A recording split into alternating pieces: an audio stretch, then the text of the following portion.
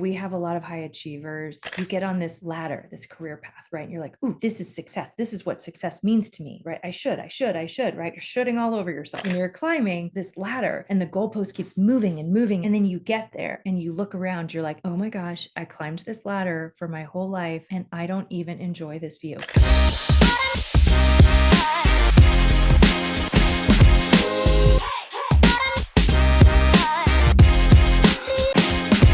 Welcome back, SLAE family. We are here for another episode, and today we are going to dive into the world of leadership. And there's no one better than our special guest today from Colorado, and that is Jackie Insinger. So Jackie, welcome so much. Thank you for being here today. Oh, you're welcome. Thank you for having me with all of you. It is a pleasure. Now, Jackie, we're going to talk about a book and your business and all the different ways that you impact people. But you have been doing a lot of leadership coaching and a lot of positive psychology. So before we dive into your world of expertise, just love to know a little bit about how you got there. What inspired you to pursue this field? Well, a couple things. I think one, it was always fascinating to me, right? How people act, react, and interact. Since I was a little girl, always just watching, like, why did that land really well with somebody and make somebody else mad? Like, why did you react and excited and you not? And like, really always trying to make sense of people. So selfishly, it was like, I can learn more about this. There's a chance you can get paid to do this, right? So that's part of it, right? Was just this natural inclination. Actually, I'm going to say three things. The second one is I was a people pleaser. And always part of people pleasing was trying to set up a situation to get a positive reaction, right? And whether you call that, productive manipulation or just really this desire to be liked, whatever that is coming from, it was really studying people, how to build a bridge between people to make it, to find common ground, really trying to understand how to communicate with people in different ways to get different responses. So that came from being a people pleaser, I think, was this real fascination with how different we all are, and how do we communicate to have more meaningful and effective relationships. So that kind of came from a desire to pursue this, from a more vulnerable standpoint. Then the positive psychology world is, I really lean toward positivity. I lean toward silver linings. I lean to the reframe, good, bad, or otherwise. That's just always my default lens. Just kind of, we talked about before, almost like the opportunity to avoid something negative, right? By leaning into positive. It works for us the majority of the time. Sometimes it comes back and bites, but overall, it's always been my default lens. And learning the science of that was really amazing to see how when you lean into building what's strong instead of trying to fix what's wrong, change can happen in a really rapid way, and you can break through boundaries that you didn't even see as possibilities before. I love the way you talk about it as a lens, because it really is. And you could have two people in an identical position and one sees something positive out and the other one's completely miserable. It does change your experience in life for sure. Yes. Now, yes. You have an impressive academic background, between Duke and Harvard, you've got a heck of an education. How do you feel that those things influenced you and your strategy and your approach?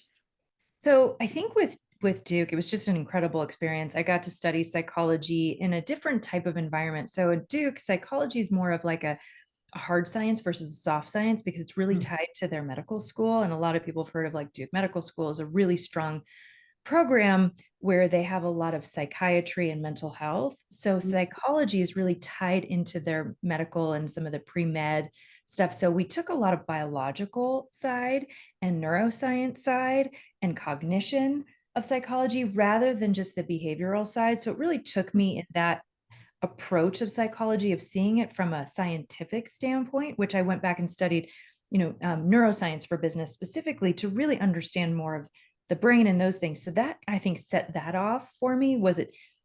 The interest is in behavior, but there's so much more reason behind the behavior that's happening internally that really fascinated me. So I think that's where Duke kind of set me on this path of taking it so seriously from this understanding. Harvard, what was really cool is I designed a master's. So it wasn't in a specific program. you got to design your own. And it was within human development and psychology, but you got to study, you got to create it. And I got to study with all of the heroes of mine in these different fields.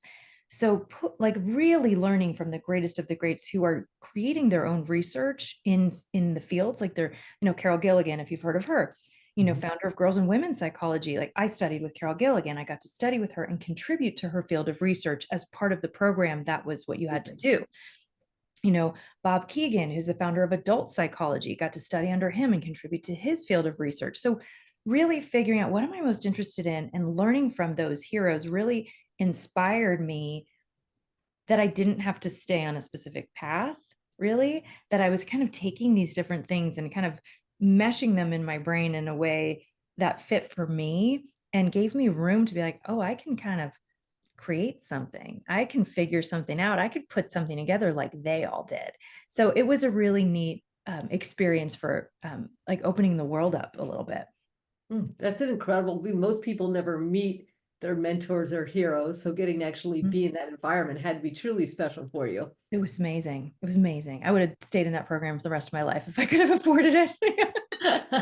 Yeah, there's that little part. It's such a drag. So Yep. let's talk about this. So you authored this great book, Spark Brilliance. This is actually how I found out about you. I had seen you speak and was able to purchase your book. It's fantastic. Can you share with the listeners what inspired the book, and if you were going to pick one or two main things they can learn from it, that would tell them the value it'll bring to them? I think that'd be fantastic.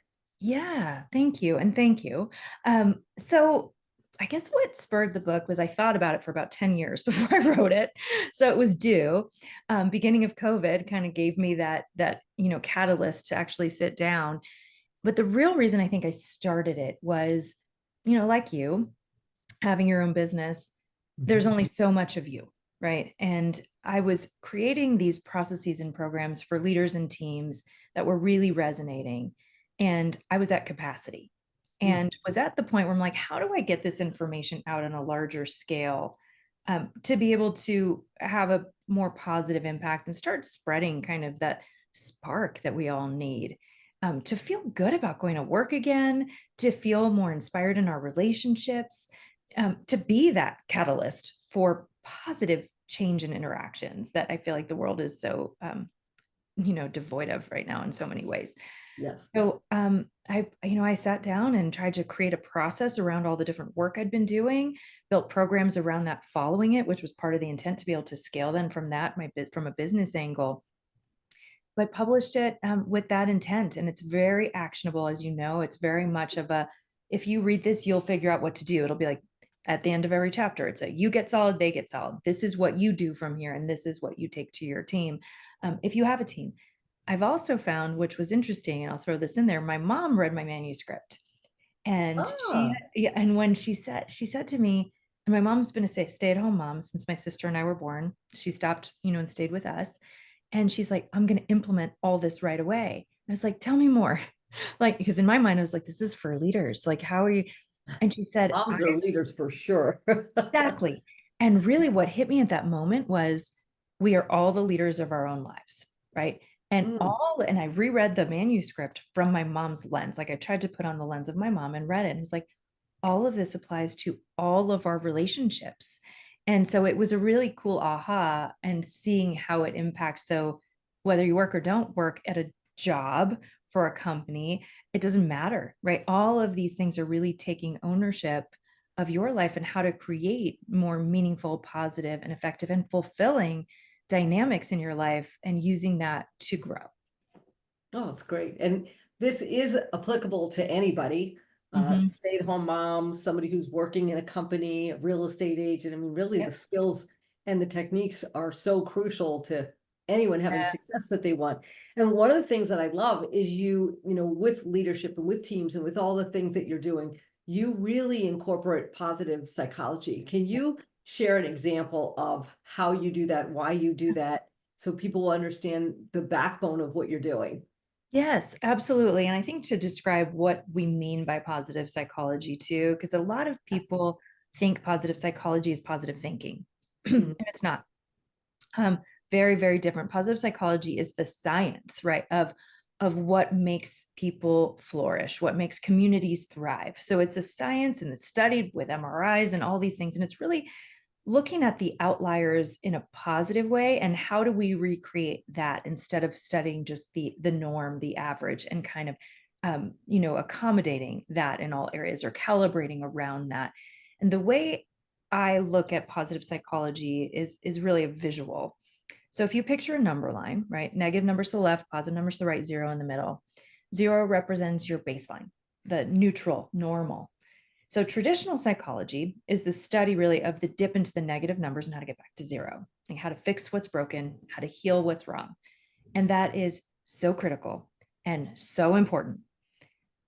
Yet we never focus on this positive side of the number line, right? And when you think about it, the absence of sadness is not happiness. The absence of sickness is not health. The absence of poor performance is not great performance. So normal is not a stopping point.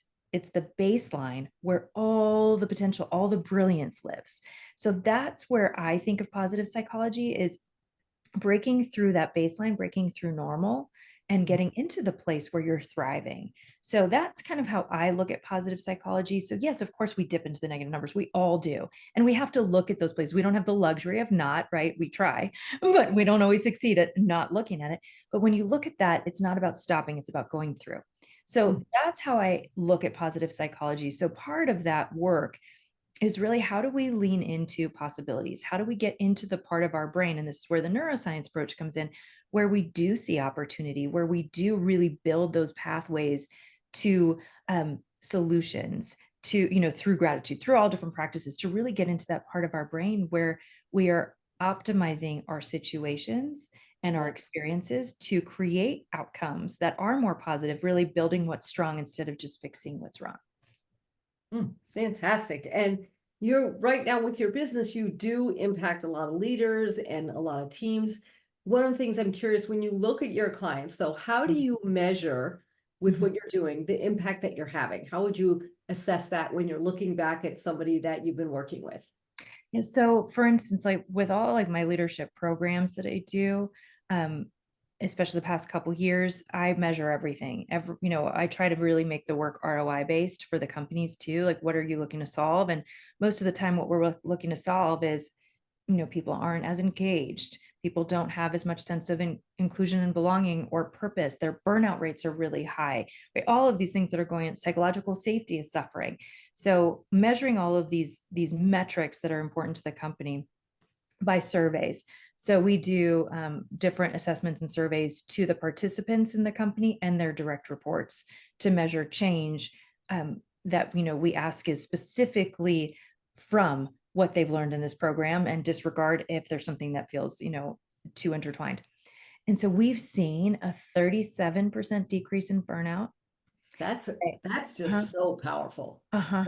Yep. People say they're 56% more productive, 58% more engaged, 53% more psychologically safe. Workplace stress has gone down 44%. These are averages across all these different organizations with leaders and their teams. So it's been so cool to see when you actually just learn how to do it. Mm. Leaders don't know, right? You're inundated, you're overwhelmed, you're under resourced, you're burned out. Leaders are the most burned out of any population. And so you're looking at this and you're supposed to figure out how to, motivate and inspire 4 different active generations, and now through a screen. Like, nobody knows how to do it. And so that's where I've taken that on, is like studying all the global data. What is the data telling us now? Taking strategies, refining strategies, condensing them, testing them. And then once we know this is what you can do in a minimal amount of time to create a maximum impact for the leader, the team, and the company, or in your life, you, your family, your home, like whatever it is, really working on that and then scaling it. It's wild, because that expression, who's taking care of the caregiver?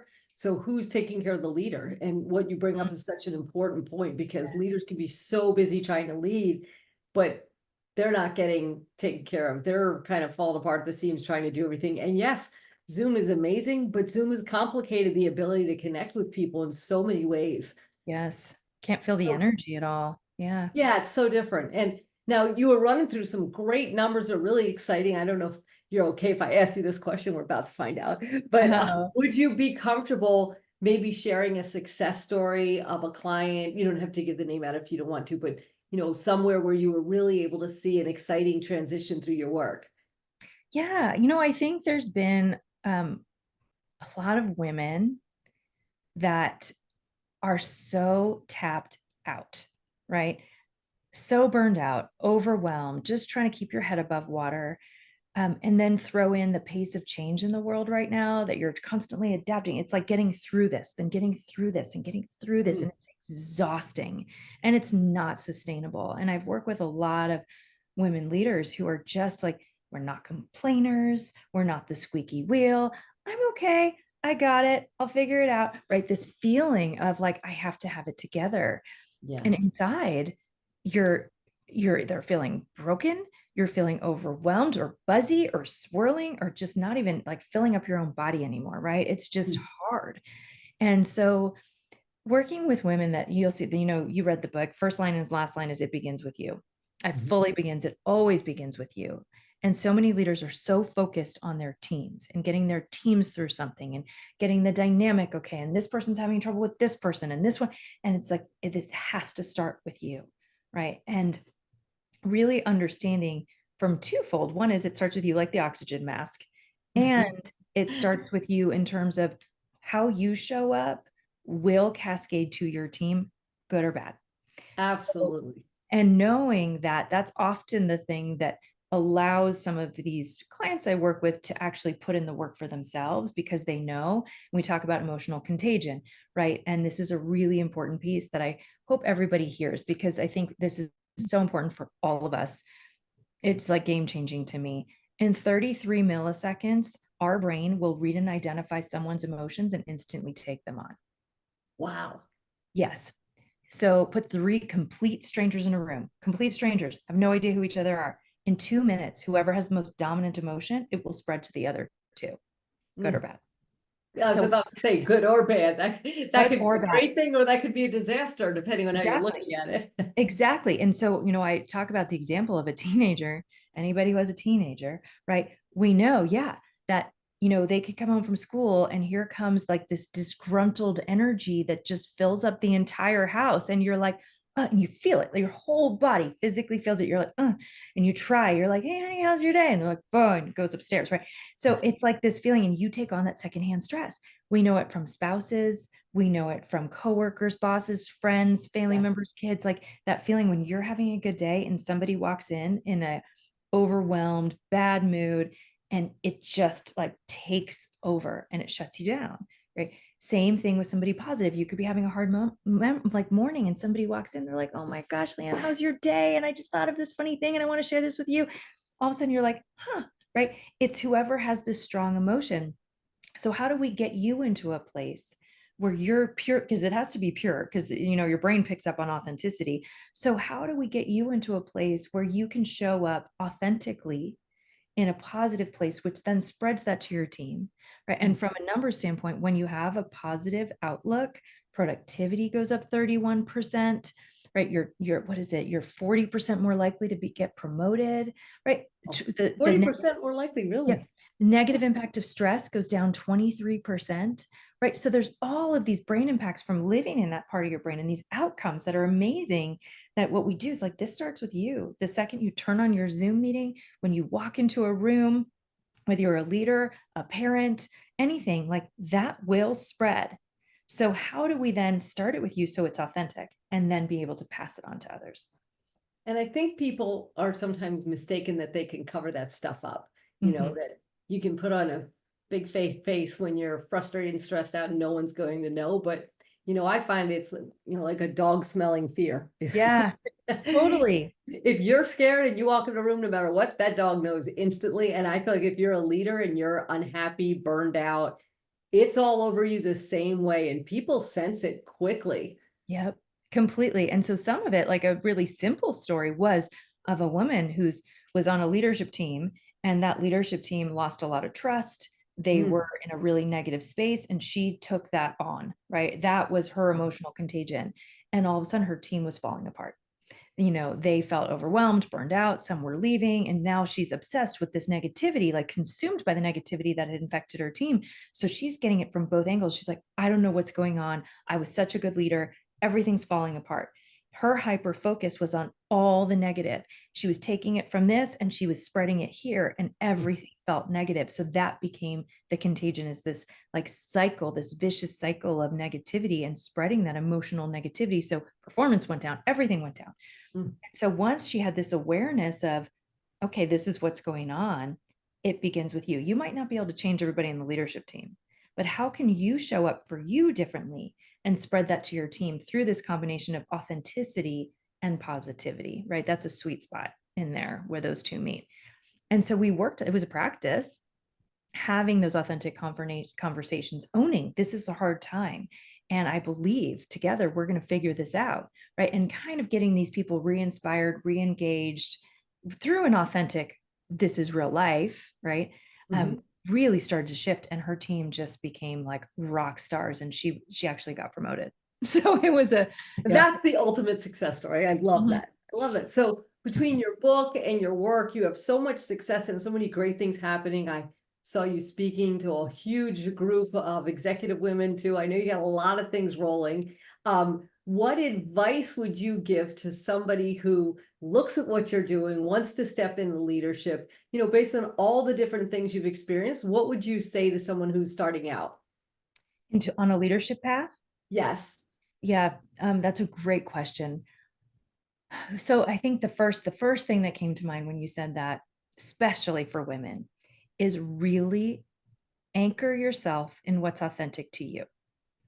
When we create a leadership path by, emulating something before us that's not authentic to us, it's exhausting.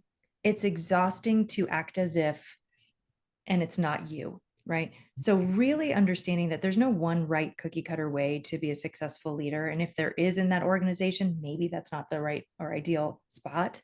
Sure. Really understanding that you can carve a path that's fulfilling for you, that you can enjoy your success as you go, and pause and reflect along the way to make sure that you're fulfilled on the path you're going, that it finds that your spark, right? Where your talent meets your passion. I know a lot of women, and men too, but a lot of women who, we have a lot of high achievers, and, I'm guilty of that too. And you get on this ladder, this career path, right? And you're like, ooh, this is success. This is what success means to me, right? I should, right? You're shooting all over yourself, and you're climbing and you're climbing and you're climbing this ladder, and the goalpost keeps moving and moving and moving. Like, what does success mean? And then you get there and you look around, you're like, oh my gosh, I climbed this ladder for my whole life and I don't even enjoy this view. And it's this really scary moment where you're like, I've put everything into this, so I don't have a choice now, is often the feeling.